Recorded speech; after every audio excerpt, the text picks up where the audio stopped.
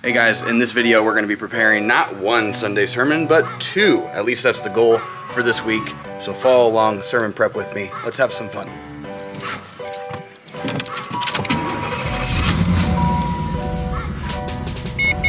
We're going to be digging into the book of James, specifically chapter 3. And my goal is, like I said, to get 2 messages prepared. And I'm normally a 1 message a week kind of thing, getting that written, fully ready to go. But I'm determined this week to get 2 written. That way I can get fully a week ahead and be able to create some margin so that we can do some more stuff and not always be up against the clock on sermon prep and sermon writing. So hopefully you find that interesting and appealing, because maybe you want to do that too. Well, you can follow along with me as I work on trying to do that, and we'll prepare a couple messages in the book of James together. So let's sermon prep together.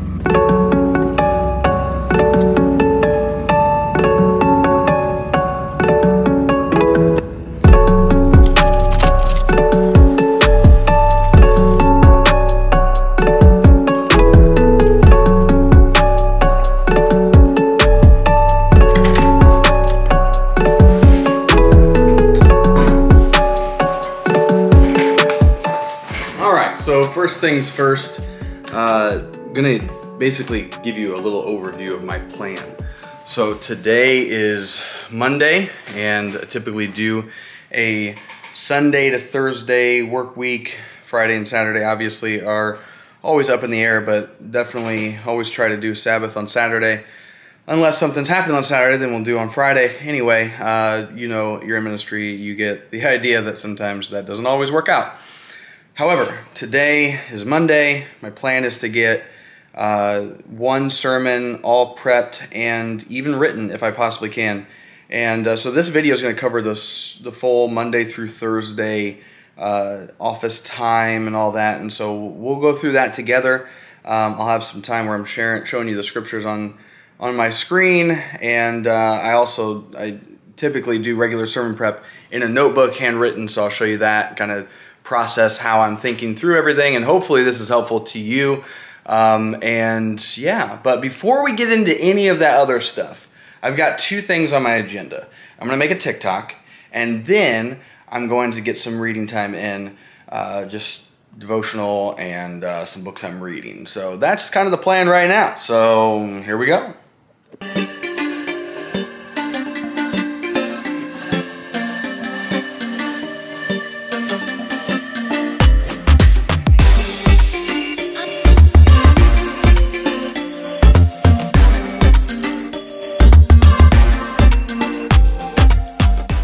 Okay, so now it's time to start digging into the Word.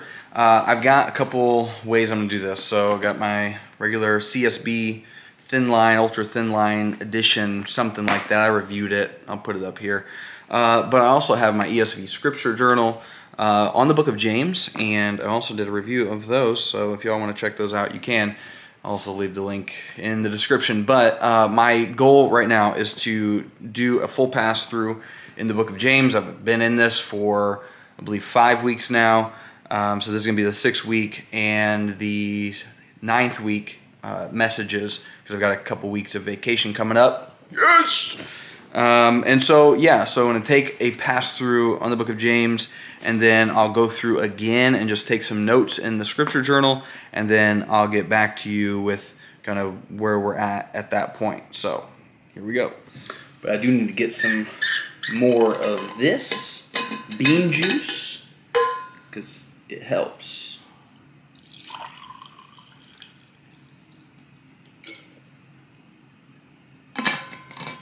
Okay, now we're good. Okay, so at this point, I wanted to show you guys the passage that I'm working with for this first message that I'm working on in this video. James 3, 1 through 12 is what I'm going to be covering in the CSB, which is what I typically preach from. It's 1 whole paragraph.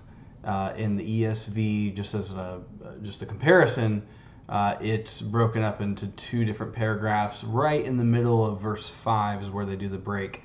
So when you're thinking about like how to structure how you approach the text, right? How you outline it as far as for preaching purposes. We obviously want to be able to understand the flow of the text, just for the text itself, right? And be able to follow the author's flow of thought and all of that. As I'm looking through here, I see why the ESV made the decision to break it like right in the middle of verse 5, because the whole passage is talking about the power and the danger of the tongue, right? And he starts out with this: not many should become teachers, my brothers, because you know that we will receive the stricter judgment. And so that's kind of the theme that he then takes to jump off and talk about the power of the tongue. And in verse 5, he says, so too though the tongue is a small part of the body, it boasts great things. And so he's kind of going with the idea of a horse and a bit in the mouth of the horse and how that kind of controls the horse. And then he makes a transition imagery in when he talks about how the tongue is a fire. Consider how a small fire sets ablaze a large forest. He makes a transition from a sermon illustration standpoint and then goes into the tongue being a fire, and it stains the whole body, sets the course of life on fire. It's evil. It's a restless evil full of deadly poison. So this passage is going to be talking about the tongue, the power of the tongue, what we say, the words we say, how we use the words that we say, and just really honing on that. So in this beginning part, that's kind of how I'm thinking through breaking up the text in terms of how to preach it. So this is how I kind of where I've landed. I'll start with verse 1, kind of dig into that, and then I'll have basically 3 sections. The first one is verse 1. The second section is verse 2 through 5a, so like right here, and then the last part of the message will be preached on 5b through the end of the passage in verse 12. So that's kind of how I'm thinking about it. At this point, I'm going to just really dig into the text more, really spend more time reflecting and meditating on it, praying through what the heart of it is, and really dig into that even more. Through my notebook, I'll be writing down notes, and I'll show you guys those notes as I develop it. So more to come. Okay, so it's getting toward the end of the day, my time in the office, and wanted to share with you guys where I am as far as note-taking, what I'm thinking about for this message, and kind of the focus, and some things that I'm processing and praying through as we move forward into the week and into the process of getting this from prep time to writing time. So let me show you that. Okay, so up here, got the basic ideas, basic kind of structure of thought, how I'm going to break it down, which we've talked about, and then I'm just breaking down each verse, group of verses right here, and just walking through it. So throughout this passage, James is really talking about the destructive nature of the tongue and how it's ironically so small, it's a small part of the body, and yet it has such a power over the body and beyond the body to other people. And so you're going to really dig into what does that mean? What does that mean on an everyday level? How have we seen that play out in history? So we're going to talk about, or kind of like search out for some moments when words had a huge impact on society, whether it be like starting a war or ending a war, or Juneteenth is coming up, and so the time when we celebrate the Emancipation Proclamation. So that would be a huge one as well, because those were words proclaimed that ended slavery in America. Words have power, and that is what James is getting at. He's using all these images to talk about how important it is that we as teachers, and just people in general, keep in mind that the tongue is so powerful. And we've seen this in our lives, right? We've seen this in relationships. We've seen this in organizations and workplaces and environments like that. We see it on an everyday level. We as pastors experience it every week when we stand up to proclaim God's word and try to do it in such a way that is faithful to the text and where we don't put our foot in our mouth. And you know, all those things are going to come to play. And so where I'm going from here is going to be thinking about more illustrations, more connections and angles to approach this from, because I think that's really important that we can preach to the heart. So I'm going to spend more time praying through and meditating on where the intersections of the text are with our lives. And we've talked about those. This is one that's a little bit probably easier to find those in, but I'll walk you through how I'm processing that as I continue. And a lot of that will happen tomorrow on Tuesday after I have a staff meeting in the morning. The rest of the afternoon I'm going to try to devote as much time to sermon prep, and hopefully tomorrow we get into the actual sermon writing process. And so I'll walk you through that, and yeah, more to come. And by the way, if you haven't done so already, go to rookiepreacher.com/guide, and there I've got a 10-step guide to writing a sticky sermon for you, and that you can use that guide as we're walking through this together. You can see how I'm following each of those steps to write a sermon that sticks, that is memorable, that is faithful to the text, that is efficiently prepared, and that is designed to preach right to the heart. So if you haven't done so already, check out rookiepreacher.com/guide and get your 10-step guide to writing a sticky sermon. Hey guys, figure I'd give you an update. It's Tuesday. It's 3:45 p.m. After staff meeting and all that. Been spending some time reflecting and just meditating and praying through like some connections, some angles, some illustrations to come at this message from. And I've been writing those things down, been just thinking about it. It doesn't feel like super productive. Maybe you've had moments like that, days like that, where you've been kind of in it, but you don't feel like, you know, you didn't write a lot of stuff down. It's kind of where I am today. So probably what's going to happen is tomorrow I will look at mapping out the actual message, structuring it. I'll walk you through it, structuring the truth section, outlining the whole message, and before doing that, checking some commentaries, just seeing if there's any additional insight into that. But I'll walk you through that all tomorrow. But just want to give you an update on that's kind of how Tuesday's been. Tuesday's usually not a heavy sermon prep day. Wanted it to be a little bit more than what I've gotten as far as output today, but did some input, and I believe God will use that and work through it. So if you've had moments like that, well, now you have someone to relate to. You're not the only one. So hope you're having a good day. And yeah, you'll see me here in a minute, but it won't be me back in the camera until tomorrow. But you'll see me here in just like a second.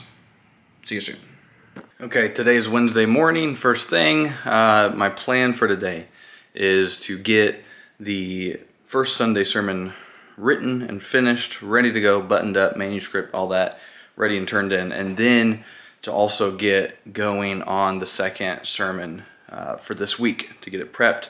That way tomorrow can include getting it all put together, organized, and then written as well. And then after Sunday, after I preach the first one, I've got some vacation time. I'm super pumped about that. And so that's been the goal the whole time. This whole week is to get 2 done.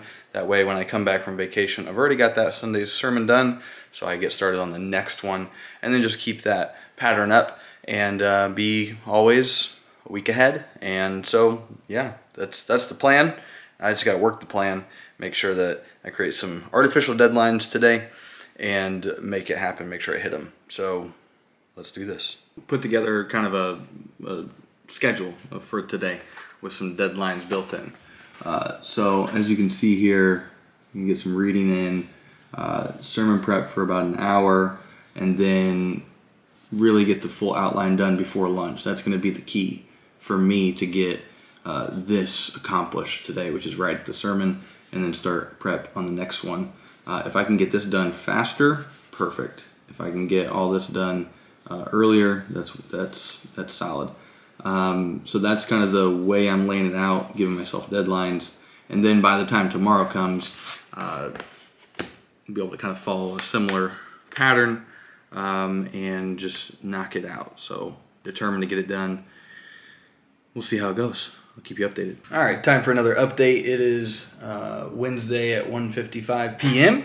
and I am fully got everything outlined and I'm about to start writing it. So I'm a little behind, about an hour behind on what I was planning on, but that's okay. We're still rolling. So I wanted to show you how I put together this stuff. I got some worksheets and kind of how I take all my notes that I've taken, which are this stuff and here. So different reflections, different notes from the text, different thoughts on how to communicate it, right? Because when we're preparing a message, we need to not only think about what does the scripture actually say, like what is God saying in it, what was he saying to his original audience, but also what is he saying, how can we communicate that to our people in this day and time, how can we communicate it? So what is true, what is the truth, what's the heart of the text, and then how do we speak to the heart of our people? So take all that, obviously James 3, as we've talked about, big on the power of the tongue, power of words, all that. And so here's my overall sermon outline. It's a worksheet that I put together. Let's see here. Okay. So you can see kind of how I'm starting it: engage, tension, truth, application, inspiration, action. I have a truth outline that I put together. So you can see that. So different sections, how I'm breaking it down. Section 2 and section 3, teach, illustrate, apply, and all that. Bottom line worksheet, we got 2 here, probably going to go with this one. By the way, do you listen to any music? Do you listen to anything when you write your message? I'm actually typing it out. I mean, I manuscript it. I don't preach from the manuscript, which we'll get into that, but you jam to it, anything? I mean, I do. So I got some instrumental stuff I got from Soundstrike. Definitely good stuff. Just kind of, got to get in the mode. What do you listen to? Let me know in the comments. All right, so today is Thursday. We're around lunchtime. I'll give you an update on the second sermon, but I wanted to review Sermon 1, which is written at this point. Finished that yesterday. Wanted to kind of show you in a better way on the screen, scan these documents because they're handwritten, and that way I can kind of walk you through my process. So my process goes like this. So I'm taking the notes, which I showed you already, and then I kind of gave you a picture of these.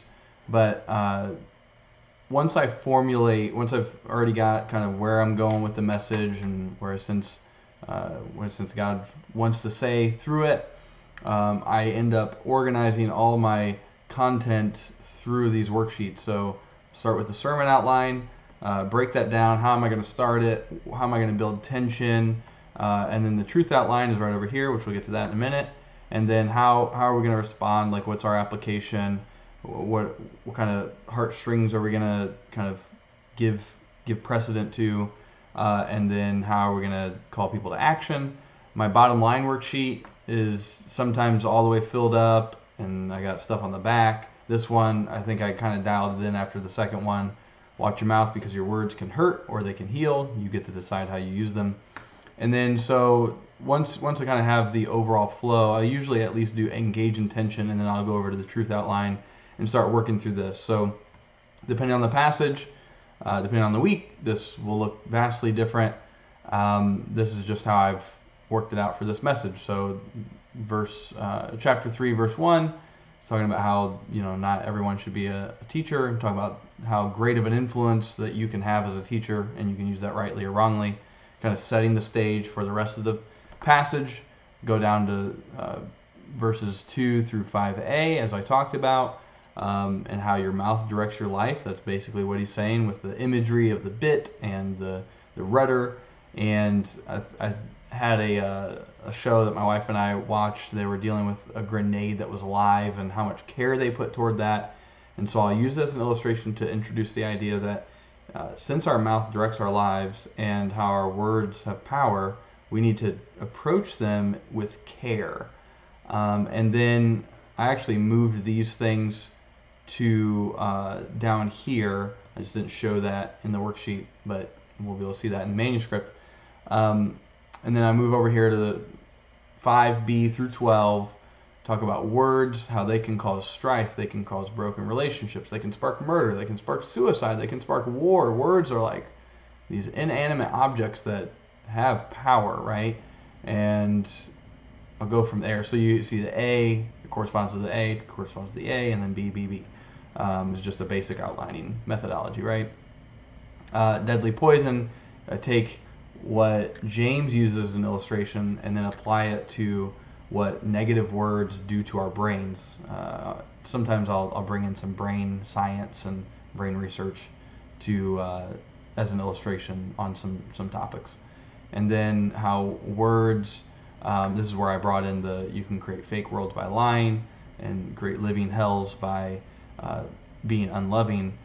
Brought that in here, and then talk about blessing and cursing. So I'm just walking through the passage through this, and that ends up resulting in like I take all those elements and then I start writing. And so as I'm doing that, I've got these elements, these outlines spread out on my desk in front of me, and I've got my notes in my notebook that I'm using and have other references and things like that. And I've got my Bible open and I'm just writing. So the way I do a manuscript, I don't preach from the manuscript, but I write one to get my thoughts out. And sometimes it's a full manuscript, like every thought is fully, written out, and sometimes it's not. And this is one where it's got some that are fully developed and then some that are not. And I'm really convinced that a sermon is not the notes that you write, the manuscript that you write, but it's the thing that is preached. And so I've come to a point in my preaching experience where I don't feel like I have to have every word on the manuscript. For one, I don't preach from it, and for two, sometimes things are easier to express through speech than through writing, but I think it's still a good practice to manuscript it. So this is how I structure it. I'm using Scrivener to write it. You got the title, the series, the week number, bottom line, scripture, and then I use headings throughout, and those headings are important. So this manuscript has 1,865 words. I'm usually around 2,500. This one's even less, 2,400, 2,200. So it kind of varies. But in this 1,800 words, I've got this part, Sticks and Stones. That's kind of the story or the opening, and then go to the tension. But once you get down here, I end up having just some headings that I'm going to just go off of. And so when I'm done with the manuscript on Sunday morning, or no, on Saturday night, I will take my manuscript and then I will put that into preaching notes. I'll take all the headings, and basically I'll end up with a document that has just headings and the bottom line. I don't have a lot of like stuff written out. This time for this week, I am going to quote something, direct quote, so it'll have all this in here. It's an Instagram post from Priscilla Shirer, just words that she's saying to her son. I'm going to talk about the words we pass on, and so I'm going to have that. So it'll be more sizable in terms of the notes I take, but it's usually two pages on an iPad that are just headings, and very rarely do I have a long quote like this, but this week I do. So that'll be that. And so that's kind of how the finished product ends up looking like from a manuscript perspective. I use headings, write it out as much as I can. Yesterday was a battle. I don't know if you ever had those sermon prep days where it's just a battle, but yesterday was a battle. And so yeah, that's how we ended up with the sermon for this Sunday, James, in the James series for week 6. So now let's talk about where I'm at today with the second sermon for the week. Okay, so as I said, it's Thursday around lunchtime. I'm going to give you an update on the progress that I've made for the week 9 sermon, because I've got 2 weeks of vacation coming up after this Sunday. And the next message I'll preach will be week 9 of the series, and the passage will be James chapter 4, verses 13 to 17. So this is my notes as it stands now. Passage notes, connections, illustrations, angles. It's a smaller passage, so that's kind of nice. My goal is after lunchtime, I got some stuff I've got to do outside of sermon prep. So my goal after that is to get my worksheets that we just looked at, get those filled out. And at the bare minimum, at the end of today, what I'd like to have is my sermon notes, the outline, all that stuff done. And whether or not I get the manuscript written today, I don't know that will happen. So will I fully accomplish the goal of getting 2 sermons fully done this week? Maybe not. Probably not. But I should be able to at least, if the Lord wills it, just like James says, I should be able to get the outlines done, and that way when I get back into the office and back into the groove after 2 weeks of vacation, I can sit down that morning and just write, and then the rest of that week I'll have the rest of the week to prepare a second sermon. So maybe I'll do another video about that one, sermon prep with me, that week after vacation, and we can walk through that as well. But that's kind of the status at this point. We'll walk through the passage a little bit later and give you an idea of what we're looking at. So I'm gonna eat. All right, so right over here, this is Logos, by the way, which I was in earlier in the video, but I'm right now in James chapter 4, verses 13 through 17. So this is the passage that I'll be preaching on the Sunday that I get back from vacation. So we're getting toward the end of the book of James. It's a smaller passage. It's only like 5 verses, so that's nice. Some of these weeks have been 12, 13 verses, and that's quite a big chunk to really dig into in the allotted amount of time that I give myself to preach. So this is going to be nice. And it's really, at the end of the day, this passage has one idea, and that is, hey, you do not know what tomorrow will bring. And so when you are arrogantly saying, hey, this is what I'm going to do over the next year, and this is how it's going to work, and this is how long I'm going to stay, and this is my plan, and you don't readily recognize and admit that you are dependent on the will of God, we are stepping into a place called sin, because we are boasting in our own ability to do something that we are unable to do, and that is to predict and to know what the future will bring. And so he's speaking to business people who says, yeah, like, hey, we're going to go to a city, spend a year there and do business, make profit. So these were people who, they've had some success, they have some confidence that they can maybe repeat that success, and they're going to do it this way.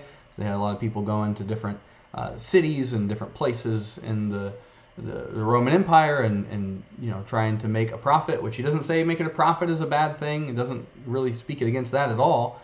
But what he is speaking against is, hey, you're not acknowledging that this really is all dependent on if the Lord wills, we will live and do this or that. You're boasting, your arrogance, all boasting is evil. So it is sin to know the good and yet not do it. So it's really streamlined as far as a message goes. It's not dealing with a ton of different topics, so that makes it nice. So that allows us to really dig in to the essence of what he's getting after. So I'm basically at this point, I've got, I think, enough notes and enough research to start mapping out a message. And so once I'm done with that, I will put that on the screen so I can show you, because I'm, again, working with some handwritten notes. And my goal is to get that done before the end of today, before I need to start working on some vacation stuff, make sure my staff is ready to have me gone for 2 weeks. So more to come. Howdy again. All right, so this is the breakdown of my 2 or 3 worksheets for this next message, week 9 of the James series. So with this, we've got, as I've talked before, got the sermon outline, bottom line worksheet, and then truth outline here. So this is how I'm approaching it. Again, the passage is all about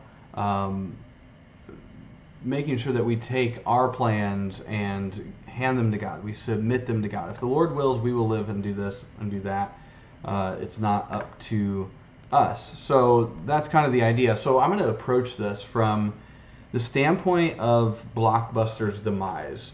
Basically, the premise, the angle I'm coming at this in is when we think we know what the future holds, we will oftentimes stop growing, we'll stop innovating, we'll stop being on the lookout for something new when we think we already got it figured out.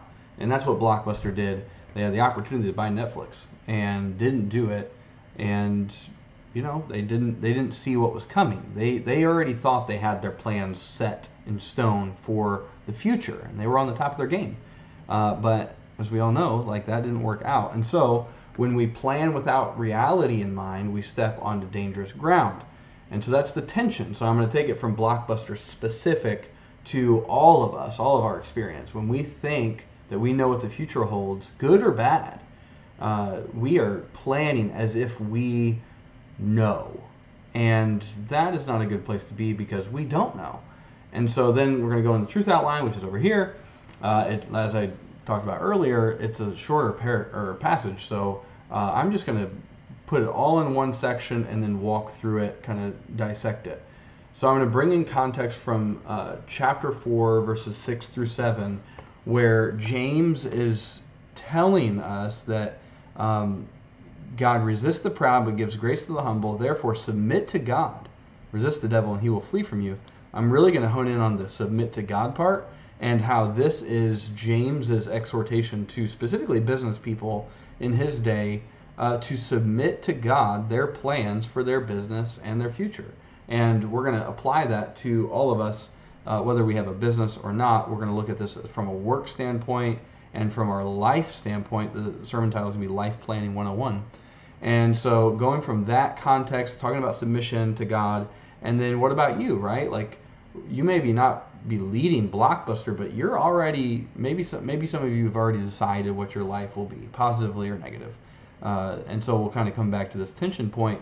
And so what about you? Have you submitted to God? And maybe you're holding your plans loosely because you know that God can change things dramatically in a moment. And so that's kind of the approach we need to have. And so submission requires humility. And humility is a great thing to have because humility leads to agility, as we'll get down here. And so James isn't slamming planning ahead, so we're going to talk about that. What does it look like to be someone who likes to plan, a type A driven goal setter? Well, anytime that we're doing planning and looking at goals, the best thing that we can do is focus on input goals, the things we can do in the moment, right? The habits that we create, the things that we can control. The output, we can't really control that. We don't really know. We can influence it, but it's the same way when we are present in the moment, which is talking about in the application, when we're present in the now, we're able to walk with God and be faithful to Him. We make plans for the future, but we understand that God holds those plans, and if He wills it, then that is what will happen. That's the better approach, and so that's where I'm going to go from here. So it all kinds of ties together, flows really nicely, I think. And then the application is going to be really looking at how do we submit to God our work, our business if we have one, our plans, our attention and our time. How do we submit to God? All those things. Because if we do that, then we will be really living into reality. That God is the one who holds the future, and we get to join Him in the now. In the now. That's where we are. Always in the perpetual now. And so imagine what would be different about today if you remembered that tomorrow is a mystery. If we remained humble about what tomorrow may bring. And as far as a bottom line, it's going to be either these two, one of these two. Entrust your future to the Lord, He is already there, or surrender your future to the Lord, He is already there. Entrust or surrender. Surrender is maybe a little bit more common word. Entrust, it's a little bit different connotation, but same kind of idea. And I'm just hone in back on the increased humility means increased agility. since we don't know what the future holds, if we approach the now with humility, then we'll have greater agility to walk with God wherever He calls us to.